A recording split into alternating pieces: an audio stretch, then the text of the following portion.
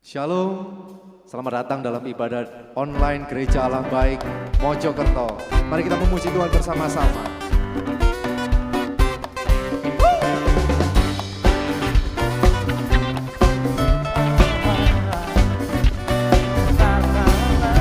Ada kuasa dalam darahnya, darah domba Allah. Ada kuasa dalam darahnya, darah anak domba Allah. Ada kuasa dalam darahnya.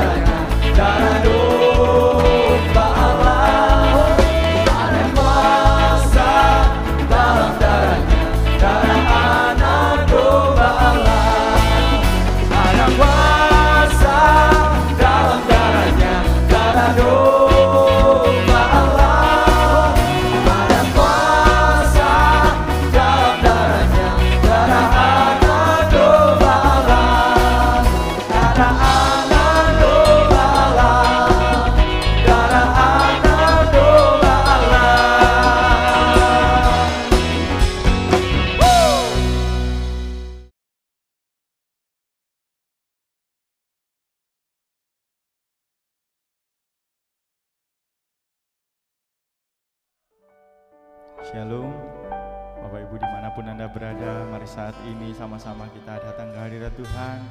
Kita bawa hati kita bawa pujian kita, bersama-sama kita berdoa. Kami mengucap syukur Tuhan buat kasih-Mu dalam hidup kami bersyukur Kau tetap memelihara setiap kami Tuhan.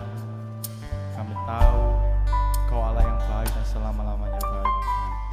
Terima kasih Yesus, terima kasih. Hari ini kami mau memuji, memuliakan nama-Mu. Hanya di dalam nama Yesus semuanya siap memuji Tuhan, sama-sama katakan amin.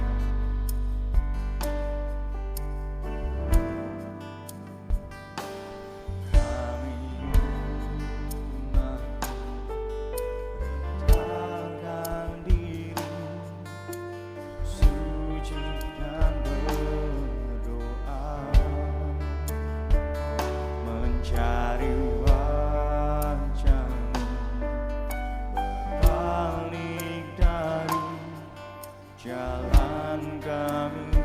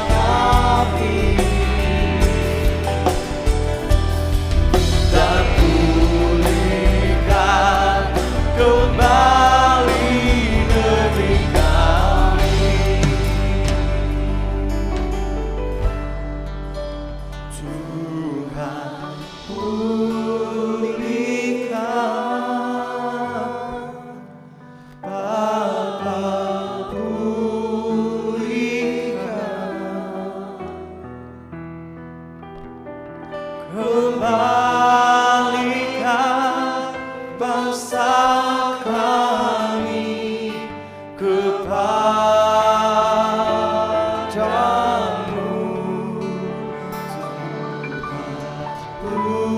pulihkan, ampunilah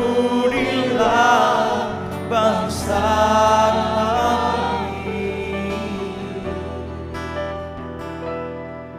dan pulihkan kembali negeri kami. Mari saat ini dimanapun Anda berada, sejenak kita lupakan masalah kita. Mari sama-sama kita berdoa untuk negara ini, untuk dunia ini, untuk apapun yang sudah terjadi saat ini. Tetap yakin dan percaya Tuhanmu tidak akan pernah tinggal diam. Amin. Sebab Tuhanmu adalah Tuhan yang baik, selama-lamanya Dia baik. Mari sama-sama kita mendoakan negara kita, bangsa kita, biar Tuhan Yesus pulihkan. Amin. Karena saat Tuhan Yesus pulihkan negara kita, Dia juga pulihkan setiap kita. Amin. Amin. Amin. Mari sama-sama angkat kedua tanganmu tinggi. Tuhan pulihkan. Amin. Bapa pulihkan.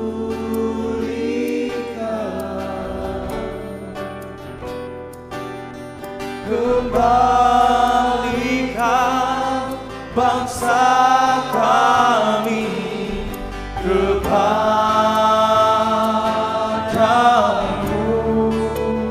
Tuhan pulihkan, ampunilah bangsa kami,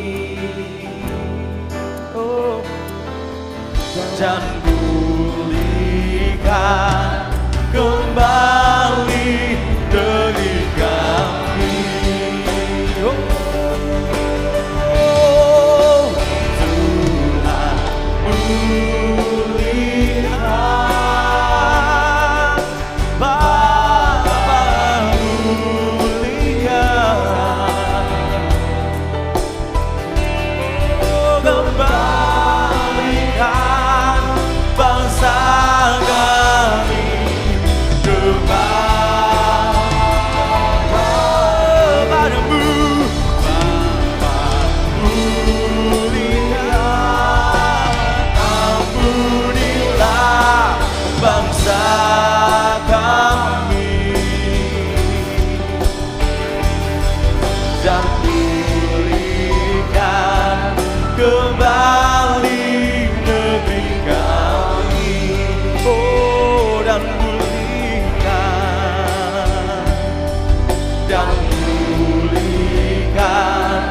kembali negeri kami, dan pulihkan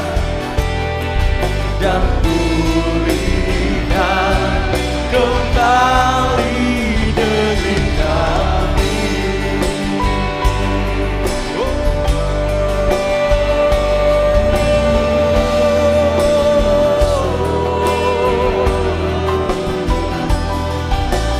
Ini doa kami Tuhan, Engkau pulihkan bangsa kami.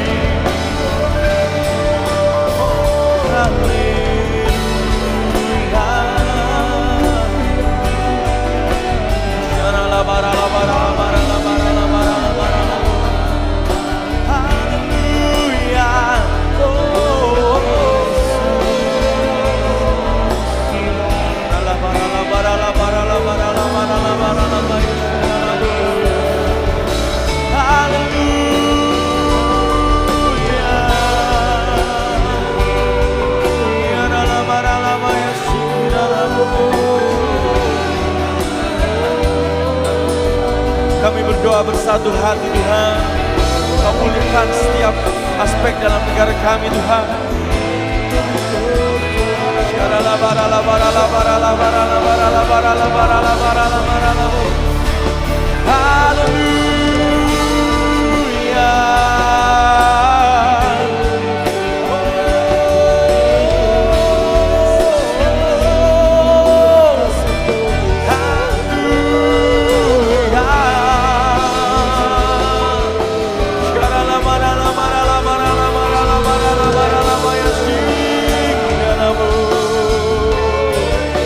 Pemulihan terjadi, kesembuhan terjadi Tuhan. Terima kasih. Haleluya, haleluya.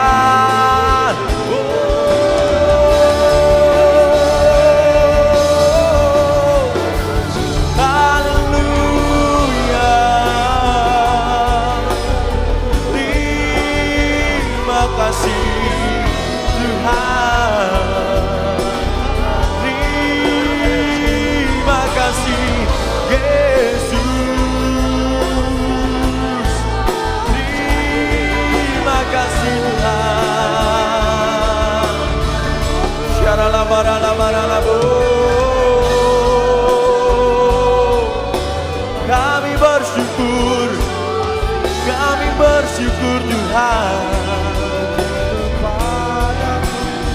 Kau yang pulihkan, oh Kau yang sembuhkan, oh Kau yang bangkitkan. Haleluya.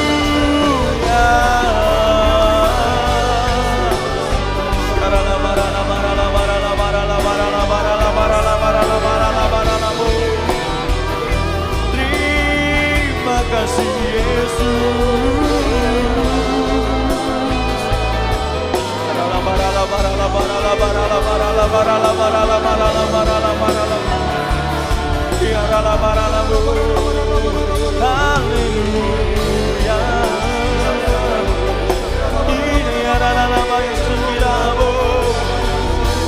Pemulihan terjadi, kesembuhan terjadi,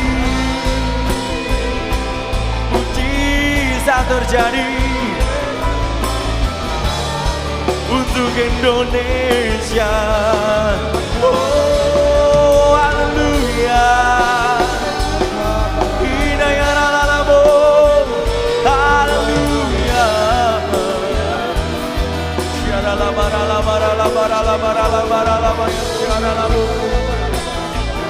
Terima kasih Tuhan. Terima kasih Yesus.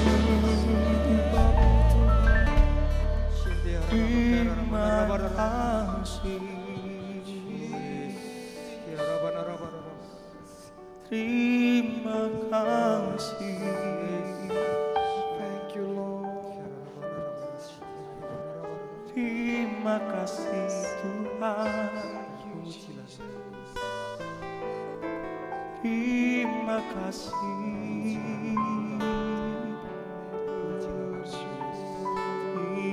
Terima kasih. Terima kasih.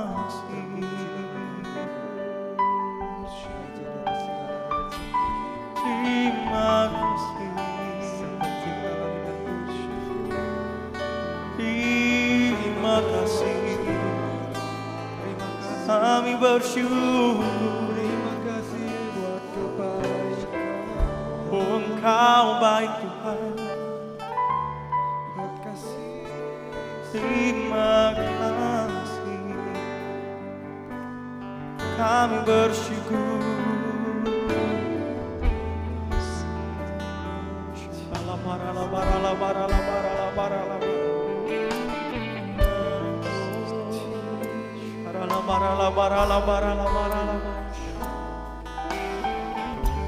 Makasih Tuhan.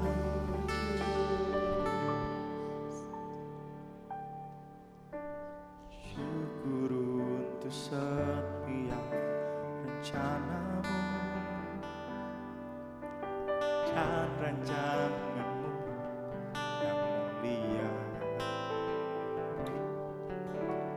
dalam satu tubuh kami bersatu menjadi duta kerajaanmu. Mari katakan, ku ucapkan berkat atas Indonesia, biar kemuliaan Tuhan, amin, akan nyata.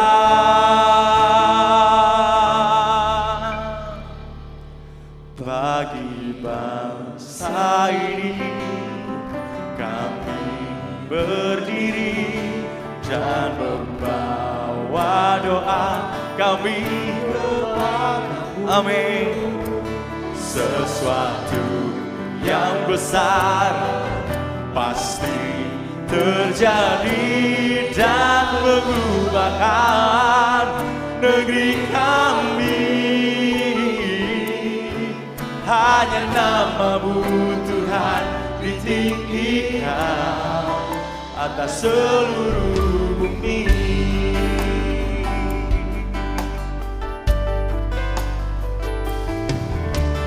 Kami rindu melihat Indonesia pulih dari semua problema. Hidup dalam jalan-Mu, hidup dalam jalan kebenaran-Mu, pancarkan terang kemuliaan-Mu. Ucapkan berkat atas Indonesia, biar kemuliaan Tuhan nyata untuk negara ini, nyata. Bagi bangsa ini kami berdiri dan membawa doa kami kepada sesuatu yang besar, yang besar pasti terjadi dan mengubahkan negeri kami. Hanya nama-Mu Tuhan ditinggikan atas seluruh bumi. Kami tahu hati-Mu ada di bangsa ini. Oh, bagi bangsa ini kami berdiri dan membawa doa kami kepadamu. Sesuatu yang besar pasti terjadi dan mengubahkan negeri kami. Oh, hanya nama-Mu Tuhan ditinggikan atas seluruh bumi. Mari sama-sama angkat tangan kita tinggi. Bagi bangsa ini kami berdiri dan membawa doa kami kepadamu. Sesuatu pasti terjadi dan mengubahkan Indonesia. Hanya nama-Mu Tuhan ditinggikan atas seluruh bumi.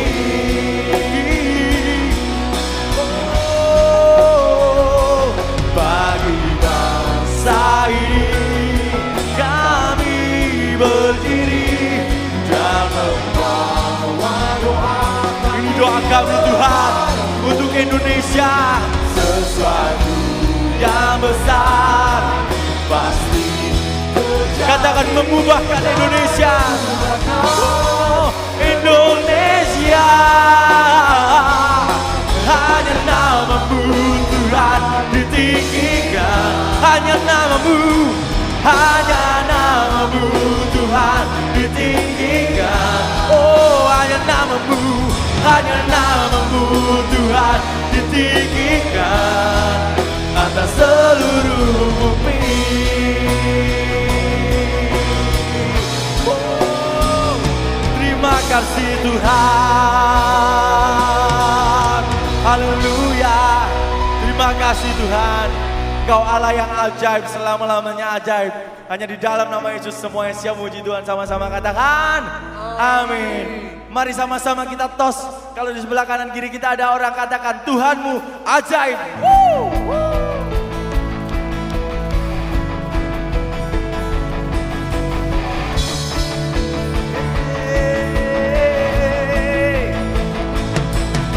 Tak terbayang kebesaran-Mu dan tak terbanding kekuatan-Mu Tuhan. Kau megah bagiku, yeah. Segenap jiwa dan pengharapan aku serahkan untuk rencana-Mu Tuhan. Kau Raja atasku, hanya Kau yang layak ditinggikan. Sama-sama katakan ajaib Tuhan, agung dan perkasa, sumber Kau sumber kemenanganku, layak berkuasa, memerintah selamanya. Come on, say Yesus Kaulah Raja mulia.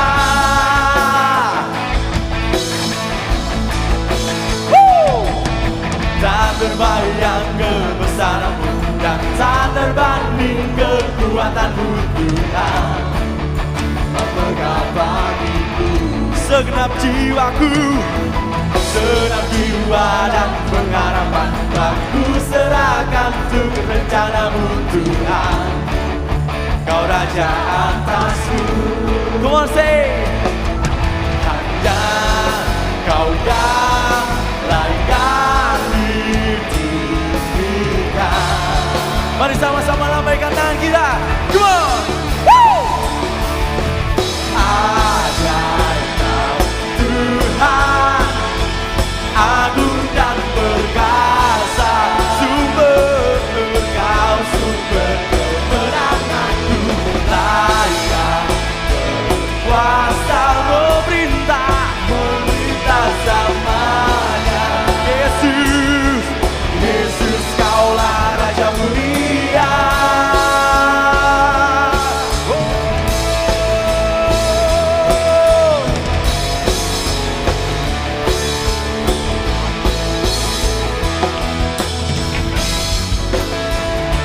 Oh sungguh ajaib Engkau, oh sungguh ajaib. Come on. Ajaib Kau Tuhan, agung dan perkasa, agung dan perkasa. Yes. Kau sumber kemenanganku, layak berkuasa, memerintah selamanya. Oh, Yesus Kaulah Raja mulia. Ajaib Kau Tuhan, agung dan perkasa, sumber Kau sumber kemenanganku, layak berkuasa, memerintah selamanya. Yesus Kaulah Raja mulia, Raja mulia. Haleluya. Tuhan kita Raja Maha Besar. Come on.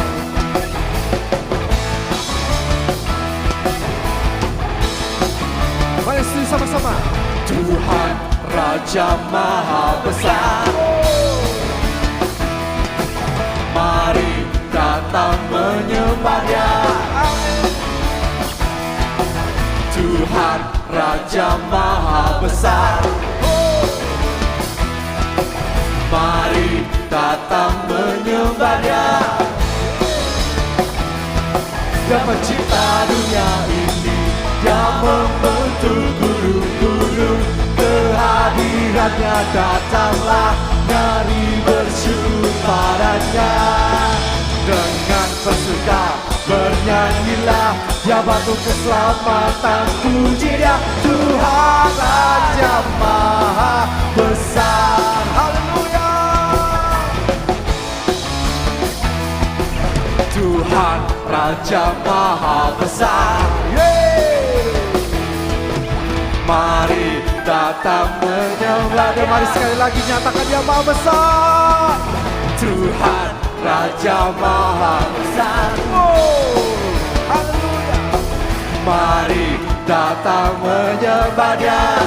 Dia pencipta segalanya, Dia pencipta dunia ini, Dia membentuk gunung-gunung.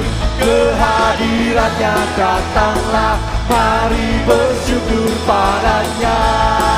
Dengan bersuka bernyanyilah, Dia batu keselamatan, puji Dia, Tuhan Raja Maha Besar. Mari sama-sama katakan dengan bersuka. Dengan bersuka bernyanyilah, Dia batu keselamatan, puji Dia, Tuhan Raja Maha Besar. Tuhan Raja Maha Besar. Tuhan Raja Maha Besar. Tuhan Raja Maha Besar.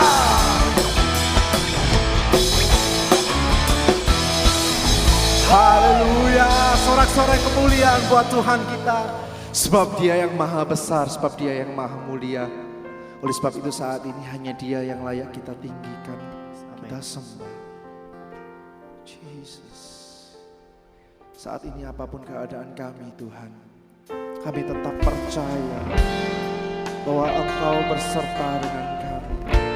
Engkau Allah Immanuel yang tak pernah meninggalkan kami sedetik pun. Yesus. Bapakku datang dan berserah, Kau yang berkuasa dalam gelap, Kau setia, Kau cahaya hidupku. Bapakku datang dan berserah, ku nyatakan Kau yang berkuasa dalam gelap, Kau setia,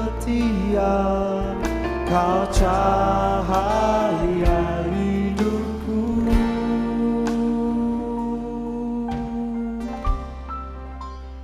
Kau kuatkan aku bertahan, Kau harapan dalam kesesakan, Kau buktikan kesetiaan-Mu Tuhan. Engkau Allah Immanuel.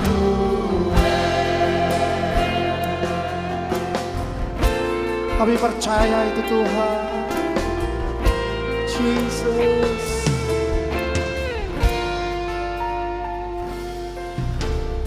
Aku datang dan berserah, ku nyatakan Kau yang berkuasa dalam gelap, Kau setia, Kau cahaya hidupku.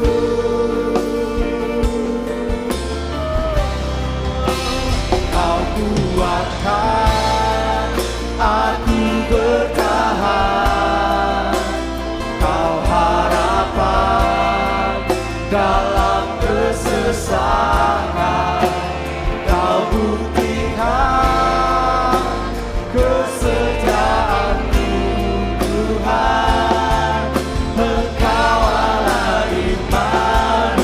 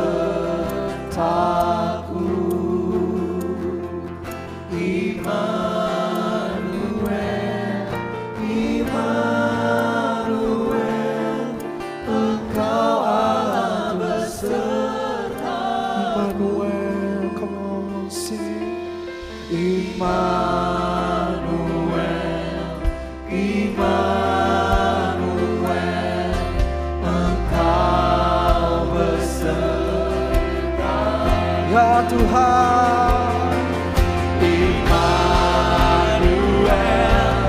Immanuel, Engkau Allah besertaku. Kau kuatkan aku bertahan, Kau harapan dalam kesesakan, Kau buktikan kesetiaan-Mu Tuhan. Engkau Allah sekali, Kau kuatkan aku bertahan. Hanya Kau kekuatan kami, hanya Kau pengharapan kami.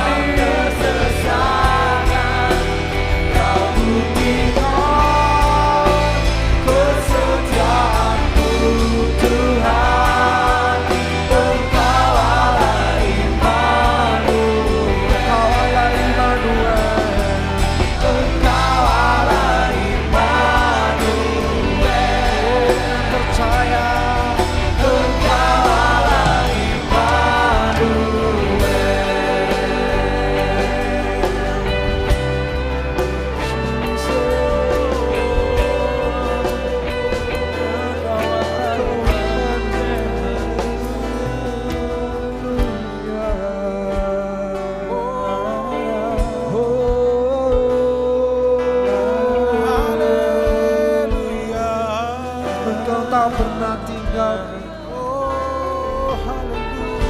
Engkau tak pernah tinggalkan. Haleluya, Immanuel, Kau selalu beserta. Kau kuatkan aku bertahan, Kau harapan dalam kesesakan. Amin. Kau buktikan kesetiaan-Mu Tuhan. Engkau Allah Immanuel. Kau kuatkan aku bertahan, Kau harapan dalam kesesakan, Kau buktikan kesetiaan-Mu Tuhan. Engkau Allah Immanuel, Engkau Allah Immanuel, Engkau Allah Immanuel.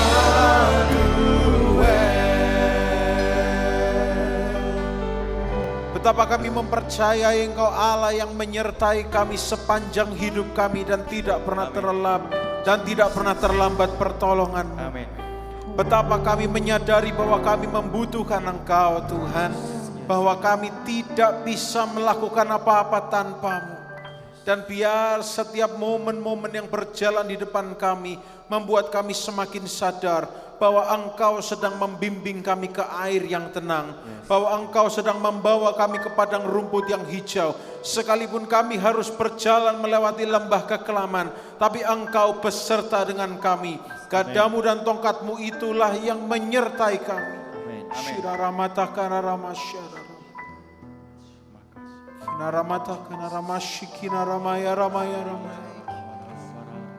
Tuhan, dengan hati yang bersungguh-sungguh kami berseru kepadamu di hari Minggu ini. Kami tahu Tuhan, Engkau Allah yang beserta dengan kami. Amin. Dan hati kami ada bagi mereka-mereka yang mungkin tidak tahu dan tidak sadar bahwa Allah beserta dengan mereka. Hati kami tertuju, terpaut kepada orang-orang yang sedang mengalami depresi, orang-orang yang sedang tertekan karena usahanya mungkin terdampak oleh pandemi ini.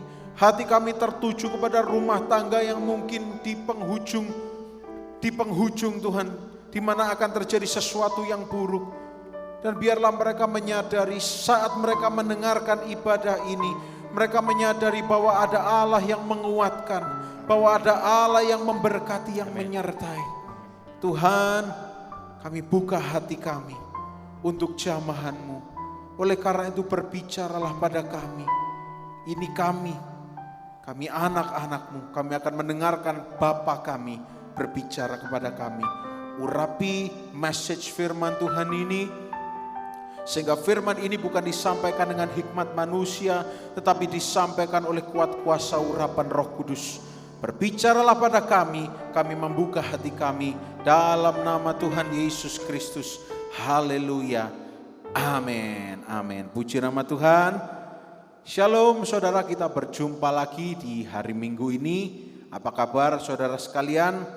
Saya selalu percaya bahwa yang baik-baik saja Tuhan akan buat jauh lebih baik lagi, dan yang belum baik-baik saja Tuhan akan pulihkan, Tuhan akan memberkati.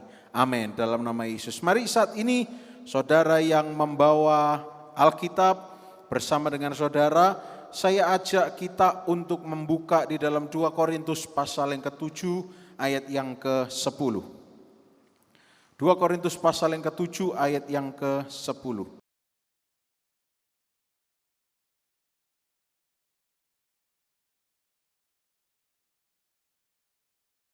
Nah, sebelum kita membaca ayat ini saudara, ayat ini merupakan ayat yang tiba-tiba menghentakkan hati saya ketika saya dalam daily devotional membaca renungan harian, merenungkan firman Tuhan di pagi hari. Tiba-tiba ayat ini mengena dan saya seperti diarahkan untuk menyendirikan ayat ini untuk nanti diteliti lebih lanjut. Dan saudara, ayat ini sebetulnya bukan ayat yang saya yakin sering dikhotbahkan. Karena sebetulnya ayat ini tidak enak. Ayat ini bunyinya tidak enak. Bukan ayat yang berbicara mengenai berkat-berkat, pemulihan-pemulihan, tetapi ayat yang menasehati kita. Nah, oleh karena itu mari kita lihat sama-sama ayat ini. Dikatakan demikian saudara. Ayat yang ke-10 mengatakan, sebab duka cita menurut kehendak Allah menghasilkan pertobatan yang membawa keselamatan dan yang tidak akan disesalkan. Tetapi duka cita yang dari dunia ini menghasilkan kematian. Nah, mungkin sebuah pertanyaan yang muncul adalah, katanya Allah kita merencanakan hari depan penuh dengan harapan. Katanya Allah kita itu Allah yang baik. Tetapi mengapa di situ disematkan ada kalimat duka cita dari Allah atau duka cita menurut kehendak Allah? Oleh karena itu pada hari Minggu ini saya ingin berbagi dengan saudara dengan sebuah topik atau tema, yaitu godly regret and worldly grief. Artinya sebetulnya sama-sama dua-duanya berbicara mengenai duka cita. Tapi kita akan lihat dari sudut pandang Alkitabiah. Kita akan lihat lebih dalam lagi. Dan pertanyaan yang pertama yang akan muncul seperti saya katakan tadi, apa maksudnya duka cita menurut kehendak Allah? Nah, untuk kita bisa meresapi maknanya, nanti kita mengerti maknanya, kita harus terlebih dahulu merenungkan dulu. Dan saya ingin mengajak saudara untuk mundur ke perjanjian lama. Dan saya ingin mengajak saudara membuka di dalam Pengkhotbah pasal yang ketiga. Pengkhotbah pasal yang ketiga, ayat yang pertama 4 dan 11. Pengkhotbah pasal yang ketiga, ayat yang pertama 4 dan 11. Saya akan tunggu bagi saudara yang sedang membuka Alkitab di rumah, silahkan. Atau kalau tidak, saudara juga bisa nanti membaca melalui layar saudara. Ayat yang pertama dikatakan demikian. Untuk segala sesuatu ada masanya. Untuk segala sesuatu ada masanya. Lanjut. Untuk apapun di bawah langit ada waktunya. Ayat 4, kita lompat. Dikatakan ada waktu untuk menangis, dikatakan ada waktu untuk tertawa, ada waktu untuk meratap, dan ada waktu untuk menari. Dan saya akan langsung lompat ke ayat yang ke-11. Dikatakan demikian. Ia membuat segala sesuatu indah pada waktunya. Bahkan ia memberikan kekekalan dalam hati mereka. Nah, tetapi dikatakan manusia tidak dapat menyelami pekerjaan yang dilakukan Allah dari awal sampai akhir.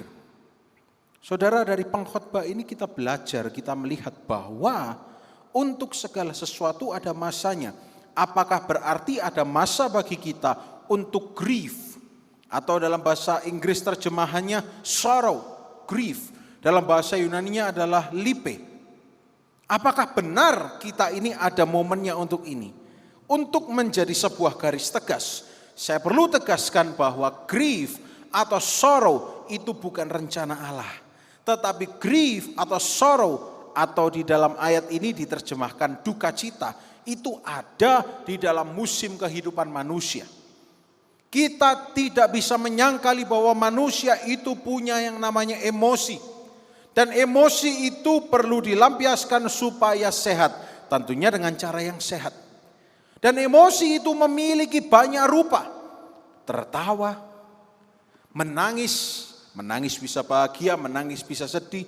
Emosi itu bisa rasa yang dak-dikduk dan sebagainya, masih banyak. Saya bukan psikolog, jadi saya tidak terlalu dalam. Tapi yang jelas saudara, Tuhan tidak pernah merancangkan kita untuk grief. Tetapi grief itu ada di dalam hidup manusia. Bisa mengerti ini saudara? Grief itu ada. Dan saudara tidak bisa deny, saudara tidak bisa menyangkali bahwa momen itu ada. Dan jangan-jangan mungkin hari-hari ini kita sedang menghadapi yang namanya duka cita. Duka cita itu bukan hanya sesempit ditinggal oleh orang yang kita kasihi. Karena mungkin meninggal atau sebagainya. Tetapi duka cita itu juga berarti sedih dan menyesal. Kita akan masuk lagi lebih dalam. Ketika dikatakan bahwa duka cita menurut kehendak Allah, saya akan dengan jelas di sini mengatakan bahwa ya, Tuhan mengizinkan kita untuk melalui duka cita atau grief atau sorrow. Dan nanti saya akan jelaskan. Saya akan jelaskan lebih lanjut. Kenapa saudara? Karena itu merupakan emosi. Dan kalau saudara bahkan mungkin saudara sebagai orang Kristen yang wah enggak, pokoknya semuanya baik, rancangan Tuhan baik, amin. Enggak ada itu, aku menyangkal, aku singkirkan, aku usir engkau duka cita. Saudara, Yesus pun sendiri pernah berduka cita. Saudara boleh catat, nanti saudara buka sendiri setelah saudara menyaksikan khotbah ini di dalam Matius 26 ayat 38, Yesus sendiri berkata, hatiku sedih, perih, seperti mau mati rasanya.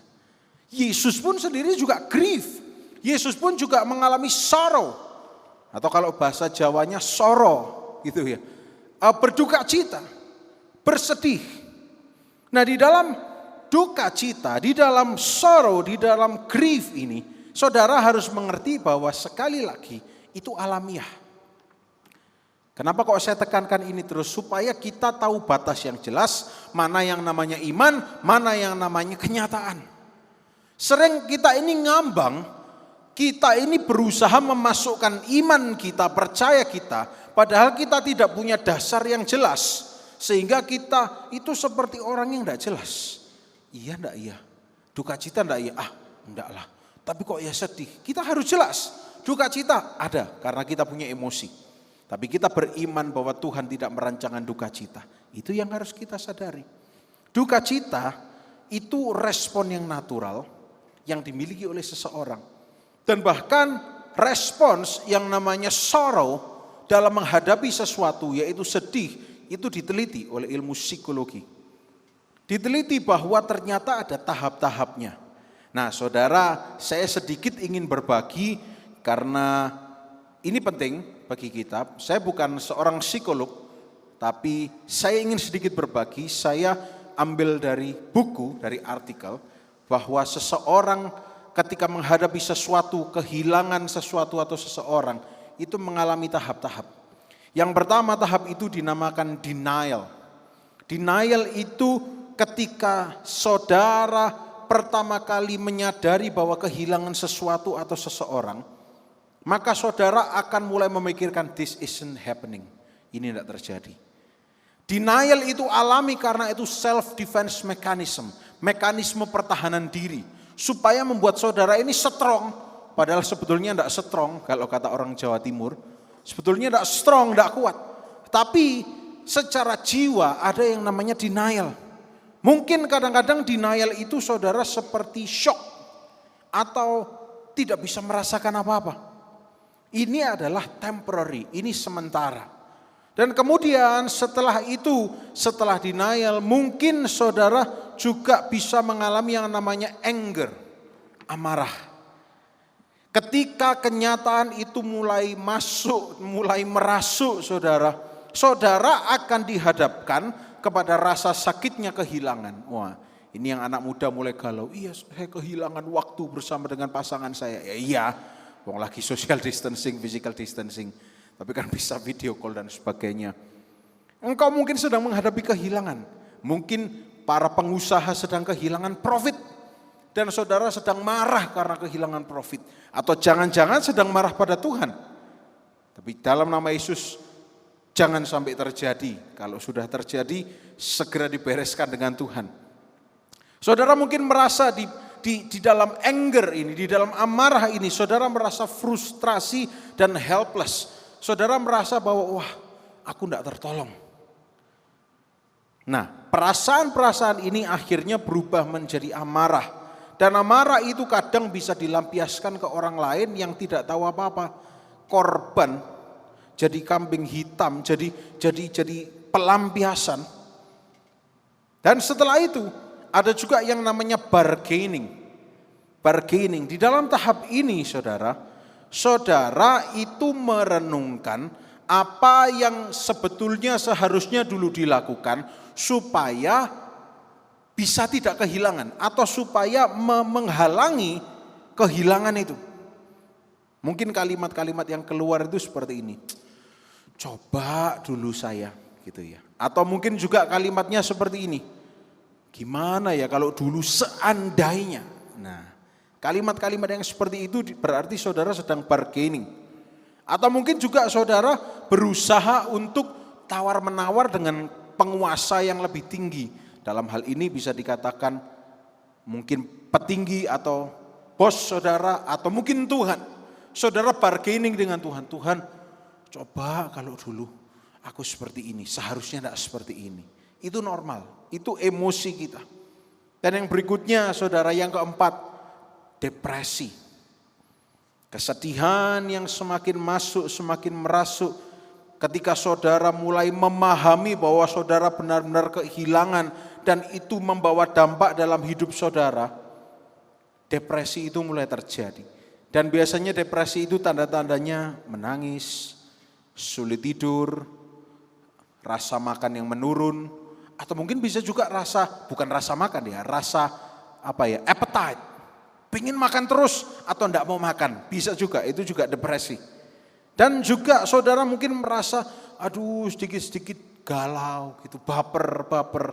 Sebenarnya zaman sekarang ini enak, istilahnya modern saudara. Tidak perlu terlalu ilmu tetapi baper gitu saja selesai.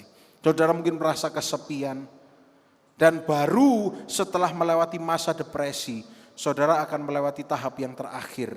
Di dalam seluk-beluk emosi itu, yang terakhir dinamakan acceptance, penerimaan. Dan di final stage ini saudara, dari grief itu, dari duka cita, dari kehilangan itu, saudara akan menerima, ya memang ternyata aku sudah kehilangan, ya sudah tidak bisa dirubah lagi. Mungkin saudara masih sedih, atau mungkin saudara akhirnya bisa moving forward dengan kehidupan saudara. Dan tahap ini yang sering disalahartikan oleh orang percaya. Acceptance ini seringkali orang percaya mengatakan, ya memang Tuhan merancangkan demikian. Memang Tuhan membiarkan duka cita itu terjadi. Makanya tadi di awal saya garis bawahi, duka cita itu bukan rencana Tuhan. Grief, sorrow itu bukan rencana Tuhan. Tetapi itu memang ada di dunia ini. Dan ketika kita hidup di dunia, maka semua yang ada di dunia itu akan berhadapan dengan kita. Tugas kita di sini bukan untuk menjadi seorang anak kecil, menjadi seorang cry baby yang sedikit-sedikit Tuhan tolong, yang sedikit-sedikit ya Tuhan tidak kuat. Tapi tugas kita di sini adalah mendewasakan diri dengan bantuan Roh Kudus, supaya kita bisa melalui semuanya ini, dan ketika kita jadi lebih kuat, kita bisa menguatkan orang lain. Kalau saudara sendiri tidak kuat, bagaimana bisa saudara menguatkan orang yang lain? Dan ini adalah proses kehidupan yang akan berlangsung seumur hidup. Saudara harus sadar bahwa manusia diciptakan bukan untuk suffer tapi untuk conquer. Bukan diciptakan untuk menderita tetapi diciptakan untuk menaklukkan. Manusia diciptakan untuk learn, to adapt, beradaptasi. Dalam momen-momen seperti ini saudara, handle your emotion wisely. Kendalikan kejiwaan saudara, emosi saudara dengan bijaksana. Minta bantuan Roh Kudus. Saudara sudah mengenali tadi tahap-tahapnya. Dan saudara juga mengerti bahwa duka cita itu natural, duka cita itu alami. Tapi di sini lebih lanjut lagi. Nanti saya akan bagikan. Dan by the way saudara, tahap-tahap yang saya bacakan tadi itu secara emosional itu hal yang perlu dilakukan manusia, dan hal ini dinamakan sebagai namanya coping. Atau kalau dalam bahasa psikologinya di bahasa Indonesia itu KOPING, stress, coping stress. Cope itu artinya mengatasi dalam bahasa Inggris, handle, menangani. Kalau kita tidak bisa menangani, kita in denial, kita tidak accept, kita depres, kita tertekan, habis. Dan itu bukan rencana Allah. Rencana Allah saudara itu diciptakan untuk berhasil. Tapi untuk menuju ke rencana Allah ada hal yang harus saudara lakukan. Saudara bisa, aku dirancangkan sukses. Tapi ketika saudara menghadapi tantangan, saudara tidak melakukan apa-apa. Tidak, saudara harus melakukan sesuatu. Tahapan ini normal. Dan saudara harus sadari itu. Ini fakta. Dan saya akan kembali ke ayat tadi. Kalau dikatakan bahwa ada duka cita menurut kehendak Allah, regret, berarti kita harus jelaskan juga apa yang namanya itu duka cita duniawi. Dunia ini mengajarkan saudara bahwa kalau kita ada sukacita, ada juga duka cita. Tapi Alkitab mengatakan itu semua musim. Musim yang harus dilalui. Yang namanya musim itu sehat, yang namanya musim itu baik. Bayangkan kalau saudara hidup di sebuah negara yang musimnya cuma satu. Kemarau terus, habis.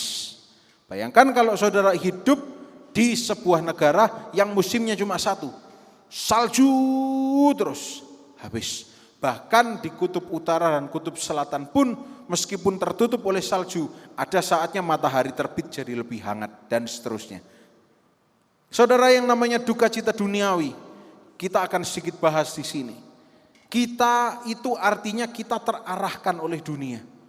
Dunia mengajarkan kita dalam tanda kutip bagaimana untuk berduka cita dengan proper menurut dunia. Bahkan sampai ada yang namanya professional mourners. Saudara tahu enggak ini? Orang yang meratap, menangis, profesional, dan itu dibayar. Dan saya sempat Google itu saudara. Enggak murah bayarannya. $130. Ayo siapa yang mau jadi professional mourner? Enggak sulit kan? Cuma datang, mengapa? Padahal enggak kenal siapa yang meninggal. Padahal enggak kenal. Itu pekerjaan. Dan jangan kaget, pekerjaan itu bukan cuma baru, tetapi sudah lama. Terutama saya tidak mendiskreditkan budaya atau ras tertentu, tapi professional mourners ini biasanya dilakukan yang pertama di Mesir, Tiongkok atau kebudayaan Cina, Timur Tengah, Mediterranean, dan sebagainya. Dan bahkan kalau saudara baca Alkitab saudara, dari zaman Alkitab pun sudah ada. Makanya ada kitab yang namanya Lamentation atau ratapan. Ada kitab yang namanya ratapan. Dari zaman Alkitab itu sudah ada peratap profesional, saudara. Tapi yang jelas di situ mereka meratap karena mereka meratap kepada Tuhan. Tapi yang kita lihat di dunia ini seperti yang terjadi di sekeliling kita. Saya sekali lagi tidak mendiskreditkan budaya tertentu, tapi saya melihat sendiri bahwa kadang-kadang kalau ada mungkin teman atau anggota keluarga yang meninggal, anggota keluarga ini sudah ya sedih kehilangan sudah. Tapi tiba-tiba anggota keluarga yang lain datang. Tiba-tiba nangis juga. Nangisnya itu tidak normal. Maksudnya apa? Nangisnya itu sambil lirik-lirik. Maksudnya apa? Cari perhatian. Ayo, emang ngono nangis, bantu nangis. Menurut saya itu tidak sehat secara emosi. Karena apa? Seperti anak kecil. Oke sedih. Tapi tidak usah caper. Wong juga dia tidak dibayar. Kecuali kalau dibayar menangislah. Maka akan menghasilkan uang gitu ya kan. Tapi itu tidak dibayar. Dan itu namanya duka cita duniawi. Dan itu tidak alkitabiah. Dan itu tidak sesuai dengan Alkitab. Seringkali manusia kita ini copying apa yang terjadi di dunia. Bagaimana cara berduka cita. Di mana seharusnya kita bukan copying. Tapi kita ini seharusnya coping. Mengatasi.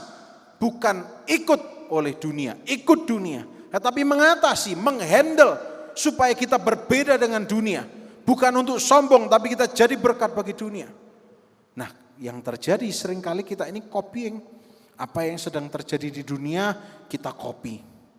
Dan itu secara nyata terjadi. Berita apa kita copy, paste, forward. Tidak jelas juntrungnya, copy, paste, forward. Dimana seharusnya kita ini coping. Ketika membaca berita tertentu, misalnya kota Mojokerto semakin meningkat, misalnya yang sakit, misalnya ini bukan doa ya, ini bukan doa, bukan keinginan, ini misal semakin meningkat yang sakit. Kalau saudara copying dunia, saudara akan mengatakan mateng, mati aku tidak akan keluar rumah, bahkan aku tidak akan menghirup udara. Karena ternyata COVID ini bisa juga ternyata airborne. Maka aku tidak akan bernafas. Silahkan. Berangkat duluan saudara. Kalau saudara copying, saudara akan lihat reaksi samping saudara. Dan saudara akan meniru.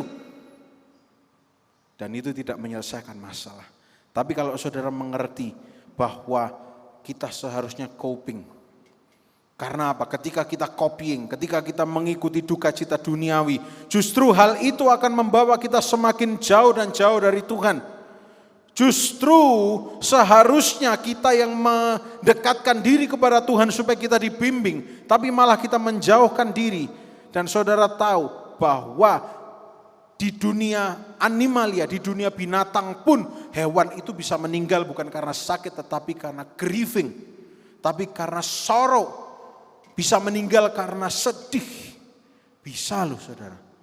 Dan saudara, saya yakin saudara tidak ingin meninggalkan dunia ini dengan cara yang seperti itu. Saudara ingin nanti kita pulang bersama-sama dijemput oleh Tuhan Yesus pada kedatangannya yang 2 kali. Yang percaya katakan, amin. Jangan sampai akhirnya hal yang sebetulnya tidak penting itu mematikan kita. Duka cita duniawi, segala hal.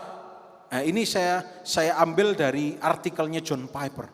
Duka cita duniawi itu adalah segala hal yang backfire kepada kita. Yang menembak kembali kepada kita. Dan mengacu kepada punishment dan humiliation. Itu duka cita duniawi. Kita sedih karena kita merasa dipermalukan. Kita sedih karena kita merasa dihukum. Itu bukan Tuhan, itu dunia. Karena Tuhan tidak pernah menghukum. Tuhan tidak pernah punish. Tapi Tuhan itu selalu mendidik. Dan kalau duka cita itu, grief itu terus membuat saudara terhanyut dan terhanyut dan terhanyut. Saudara tidak akan sadar, akhirnya saudara menjadi pribadi yang terintimidasi oleh iblis. Dan ketika saudara terintimidasi, maka yang tadinya saudara bisa memuji Tuhan, saudara tidak bisa memuji Tuhan. Dan seterusnya dan seterusnya. Dan itu jangan sampai terjadi dalam kehidupan kita. Dan berikutnya saya akan jelaskan, saya hampir selesai, mungkin 10 menit lagi, duka cita menurut Allah. Di bahasa Indonesia sebetulnya kurang enak saudara, duka cita kok menurut Allah. Tapi saya terjemahkan apa adanya menurut LAI saja. Pertanyaannya, tadi kan saya katakan saya akan jelaskan nanti. Sekarang saya akan jelaskan, untuk apa ada istilah duka cita menurut kehendak Allah. Perhatikan baik-baik. Untuk apa?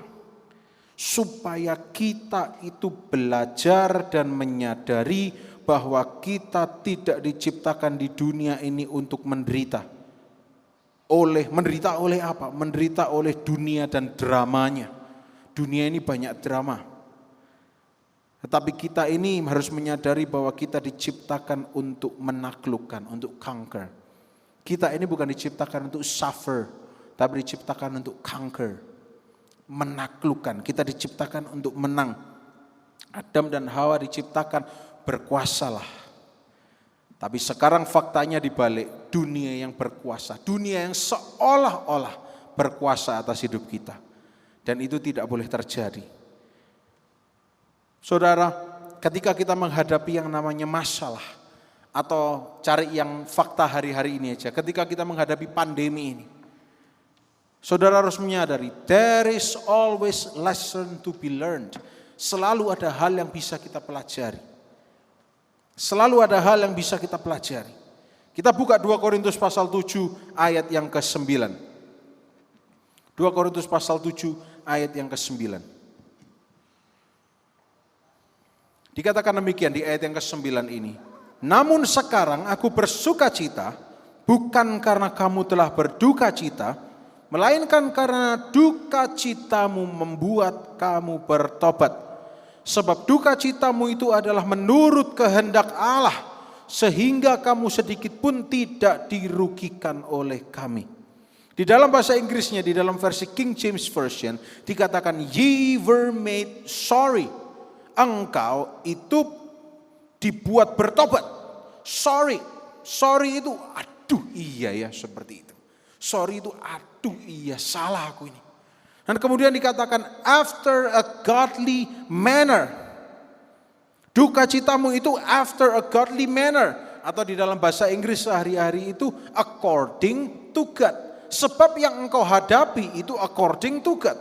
Maksudnya apa? Supaya saudara berbalik. Supaya saudara itu bertobat. Supaya saudara itu upgrade diri. Supaya saudara itu berubah. Kalau dulu hanya suam-suam kuku, setelah ini saudara berubah menjadi lebih berapi-api. Selalu ada momen seperti itu yang akan mengingatkan kita bahwa kita tidak diciptakan untuk suffer, kita diciptakan untuk conquer. Tetapi mengapa ketika kita harus belajar menyadari itu, kita menghadapi yang namanya suffering terlebih dahulu? Jawabannya cuma satu. There is always lesson to be learned. Ada pelajaran yang harus kita ambil. Sekali lagi saya katakan supaya saudara tidak bingung, Tuhan tidak pernah merancangkan duka cita atau suffering, tetapi Tuhan mengizinkan kita untuk melalui itu supaya kita tidak menjadi alien.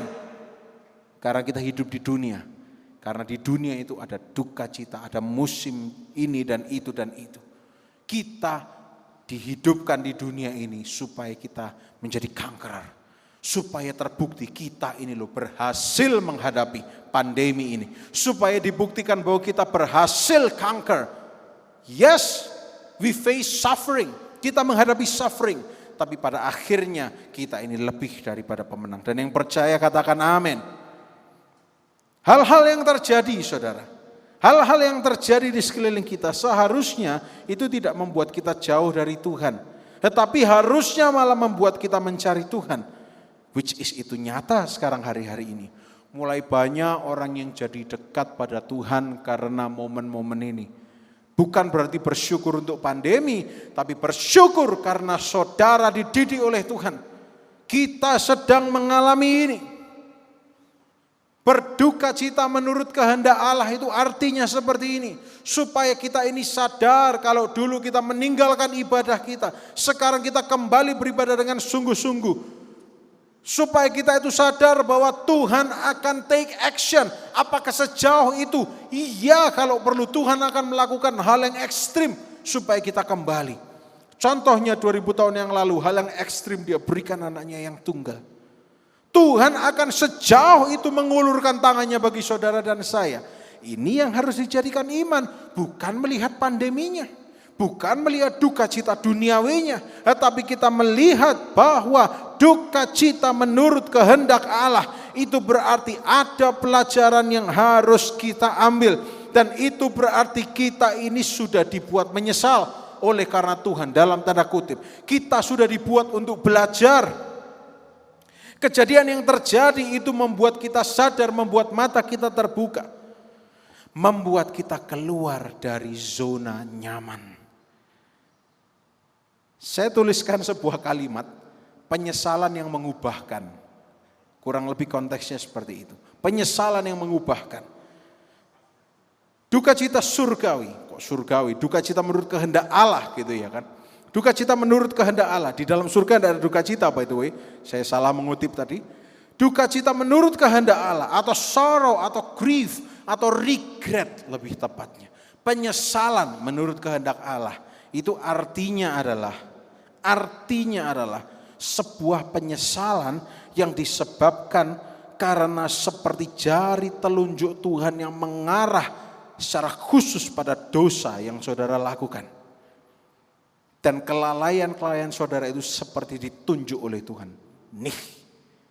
Dan membuat saudara regret, iya ya, kok aku kayak gini ya. Saya pun sering saudara mengalami ini. Dan ini membuat saya bukan menjadi manusia sempurna, tapi membuat saya menjadi manusia yang terus mau belajar. Saudara tahu bahwa saya dilahirkan di keluarga pendeta, tapi bukan berarti setiap saat selalu berhubungan baik dengan Tuhan. Ada momen-momen di mana melayani itu bosan. Ada momen-momen di mana melayani itu seadanya. Saudara, saya tidak malu, justru saya memberitakan ini supaya iblis malu. Ada momen di mana saya mungkin saat saya bermain musik atau saat saya menyanyi, saat saya berkhotbah, itu cuma formalitas, itu cuma menggunakan otak. Dan itu tidak menyenangkan hati Tuhan. Tapi ada momen-momen di mana saya seperti ditunjuk oleh Tuhan. Ini loh salahmu. Bukan Tuhan menyalahkan saya, tetapi Tuhan ingin membuat saya menyesal dan bertobat. Ini loh harusnya yang kau lakukan. Maka saya pun menjadi pribadi yang lebih baik. Dan kalau itu saudara merasa demikian saat ini, mari bersama-sama kita menjadi pribadi yang lebih baik. Duka cita menurut kehendak Allah itu bukan berarti kesedihan, tetapi pertobatan di dalam nama Yesus. Oleh karena kita ditunjuk oleh jari telunjuk Tuhan tadi, maka ada rasa bersalah yang disebabkan oleh teguran firman Tuhan. Bukan rasa malu. Bukan rasa depresi, tetapi karena ditegur oleh firman Tuhan. Dan nama Tuhan itu yang menyadarkan kita. Yesus itu yang menyadarkan kita bahwa kita harus bertobat. Saudara percaya enggak saudara? Bahwa teguran atau penyesalan yang disebabkan oleh godly grief atau berduka cita menurut kehendak Allah. Ini bahasa Indonesia sebetulnya kurang enak. Tapi saya harus tetap konsisten. Apa yang saya katakan dari awal tadi, ini terjemahannya LAI. Duka cita menurut kehendak Allah atau godly grief ini tadi. Itu sebetulnya yang pertama, kalau kita lihat di ayat yang ke-7 dan ke-9 tadi, itu baik untuk kita. Penyesalan atau perubahan pertobatan yang terjadi itu baik untuk kita. Yang kedua, itu akan menghasilkan pertobatan. Saudara lihat di ayat 9 dan 10. Akan ada pertobatan yang terjadi, akan ada berbalik arah. Yang ketiga, akan menghasilkan keselamatan. Bukankah ini yang kita rindukan hari-hari ini? Kita ingin selamat. Kita ingin tidak terkena pandemi ini. Amin, dalam nama Yesus tidak ada yang akan terkena. Meskipun virus ini mau airborne, meskipun virus ini apapun yang lebih ekstrim dari airborne, ada darah Yesus yang melindungi saudara dan saya. Tapi pada hari ini mungkin firman-Nya agak sedikit tidak enak, mungkin. Tapi saya yakin firman ini akan menasehati kita. Pertanyaan yang berikutnya yang ingin saya tanyakan, dan mungkin ini adalah pertanyaan yang terakhir. Apa yang ternyata sedang kita hadapi hari-hari ini, saudara? Tadi saya berikan dua, ada worldly grief, ada godly regret. Yang mana yang sedang saudara hadapi? Pak, saya sedang menghadapi grief, duka cita duniawi. Jangan khawatir, Alkitab memiliki solusi. Kita akan buka dalam Matius pasal 11 ayat 28 sampai ayat yang ke-30. Matius 11 ayat 28 sampai ayat yang ke-30. Saya akan minta juga tim musik untuk boleh bersiap-siap kembali ke depan. Matius 11 ayat 28 sampai 30. Dikatakan demikian, marilah kepadaku semua yang letih lesu dan berbeban berat, aku akan memberikan kelegaan kepadamu. Pikulah kuk yang kupasang dan belajarlah padaku, karena aku lemah lembut dan rendah hati, dan jiwamu akan mendapat ketenangan, sebab kuk yang kupasang itu enak dan bebanku pun ringan. Seringkali ketika kita membaca ayat ini, mata kita itu tertuju, pikulah kuk yang kupasang. Loh, berarti Tuhan memberi beban dalam kehidupan saya. Saudara, kalau saudara ingin belajar, saudara harus lihat ke sawah. Kenapa kok kerbau itu dipasangi kuk? Supaya tidak ngawur, ada yang mengarahkan. Seringkali kita ini merasa dikekang, padahal sebetulnya itu bukan kekang. Sebetulnya itu adalah controller, Tuhan yang mengendalikan supaya kita tidak salah arah. Layaknya seperti seorang gembala yang mengarahkan tongkatnya. Ada domba yang melenceng, kembali. Seringkali kita ini salah mengerti, seringkali kita ini menyangka bahwa Tuhan jahat. Kadang-kadang Tuhan bisa baik, kadang-kadang Tuhan bisa jahat.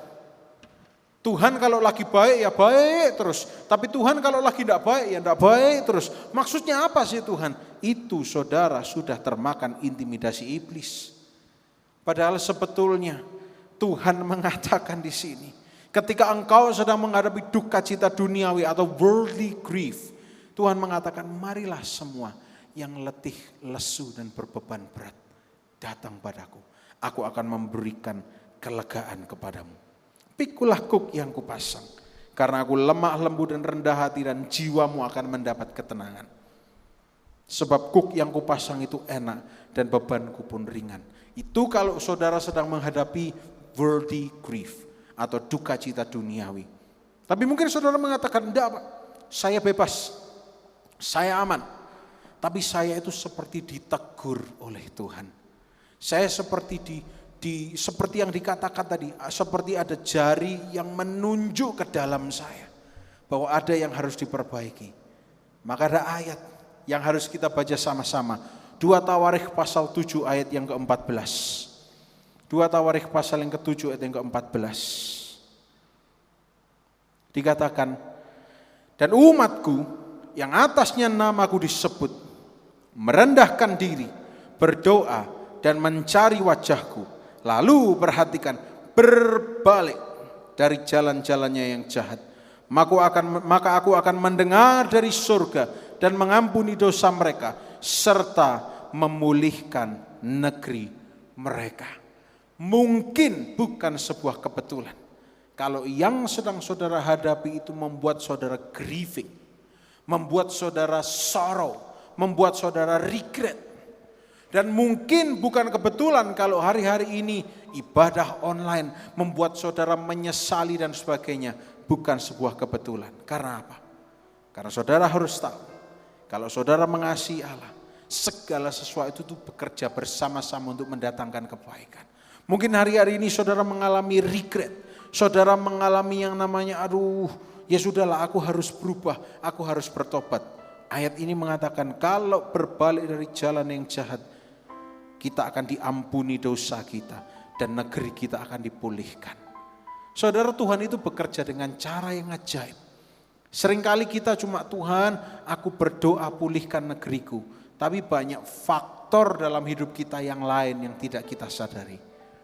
Pada hari Minggu ini, mari kita sadari bahwa di dalam dunia ini yang namanya duka cita itu natural. Dan duka cita itu tidak sempit yang kita bayangkan. Kita sudah belajar bahwa ada yang namanya duka cita duniawi. Dan ada juga yang namanya duka cita menurut kehendak Allah. Sekarang kita sadar, duka cita menurut kehendak Allah itu bukan berarti Allah seperti memegang kita kemudian, sana bersedihlah. Tetapi duka cita menurut kehendak Allah itu adalah seperti ini. Nak, you are strong enough. You are strong. Karena engkau sudah dikuatkan. Justru in your weakness, I am stronger. Mungkin hari-hari ini itu yang harus kita lakukan. Di dalam segala kelemahan kita. Nanti saudara akan lihat ada tangan Tuhan, ada Tuhan yang adalah Raja yang maha besar itu. Yang akan mengendalikan semuanya. Saya tidak ingin mengakhiri ibadah ini dengan sedih, melo. Saya percaya kita semua sudah bertobat oleh firman Tuhan. Dan oleh karena itu saudara, saya rindu kita akan sebentar berdoa bersama-sama. Dan kita akan percayai bahwa sebentar lagi semuanya ini akan berlalu. Entah apa yang dikatakan dunia, prediksi dan semuanya. Saya jujur, saya kurang peduli dengan semuanya itu. Karena manusia terbatas. Tapi yang saya pedulikan, apakah saya menyadari bahwa semua yang saya lalui ini membuat saya jadi lebih baik lagi atau tidak. Itu yang saya pelajari. Mari kita berdoa. Bapa yang baik, Bapa yang kami kenal di dalam nama Tuhan Yesus Kristus. Terima kasih untuk kebenaran firman. Terima kasih. Dan biarkan melalui firman-Mu ini kami diingatkan bahwa di dalam dunia memang banyak penderitaan. Tetapi menurut Yohanes 16 ayat 33, Engkau sendiri berkata bahwa Engkau telah mengalahkan dunia ini. Oleh karena itu kami tidak sedang diinjak oleh dunia. Kami tidak sedang diinjak oleh pandemi. Tetapi kami akan menjadi orang yang menang meskipun dalam pandemi. Dalam nama Yesus, setiap orang yang sedang diganggu usahanya, setiap orang yang sedang bermasalah dalam rumah tangganya, dalam kesehatannya, dengan satu hati kami berdoa, biar Tuhan akan jamah mereka semuanya. Tuhan akan pulihkan. Tuhan akan lakukan karyanya yang penuh dengan mujizat terjadi dalam kehidupan mereka. Dalam nama Yesus Kristus, tidak ada perkara yang mustahil. Tidak ada perkara yang mustahil. Engkau Allah kami yang luar biasa. Haleluya. Haleluya. Haleluya. Bapa pulihkan. Bapa pulihkan. Amin.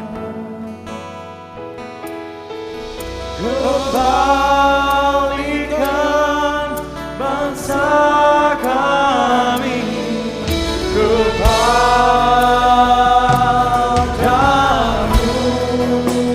Tuhan pulihkan, ampunilah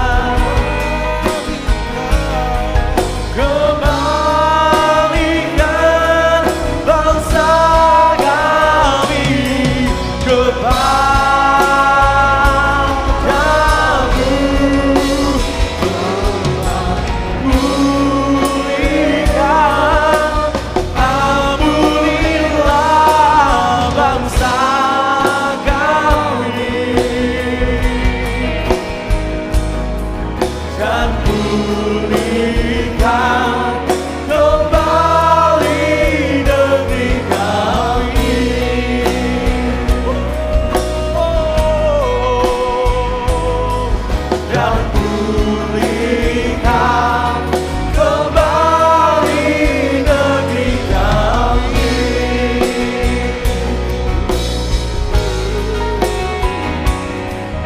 Dan pulihkan kembali negeri kami. Mari kita berdoa sekali lagi kepada Tuhan. Tuhan Yesus yang baik, inilah kami bersatu hati bersama-sama. Kami berdoa biar Engkau memulihkan negeri kami. Kami percaya ada Tuhan di atas negeri kami Indonesia. Engkau adalah Tuhan di atas negara kami. Tuhan, saat ini biar kami dibukakan matanya oleh kebenaran firman Tuhan, bahwa momen-momen seperti ini harusnya fokus kami adalah bertobat, berubah, sehingga seperti yang dikatakan dalam firman Tuhan tadi, ketika ada umat Tuhan bertobat dan balik dari jalan-jalannya yang jahat, maka Tuhan mendengar dan akan memulihkan negeri kami. Tuhan, sebetulnya yang kami hadapi ini bukan hanyalah pandemi penyakit, tapi yang kami hadapi ini adalah seharusnya kami menyadari bahwa kami bukan suffering, tapi kami ini conquering, kami menaklukkan bersama dengan kuat kuasa Tuhan Yesus. Terima kasih, kami punya Tuhan yang adalah Raja kami yang maha besar.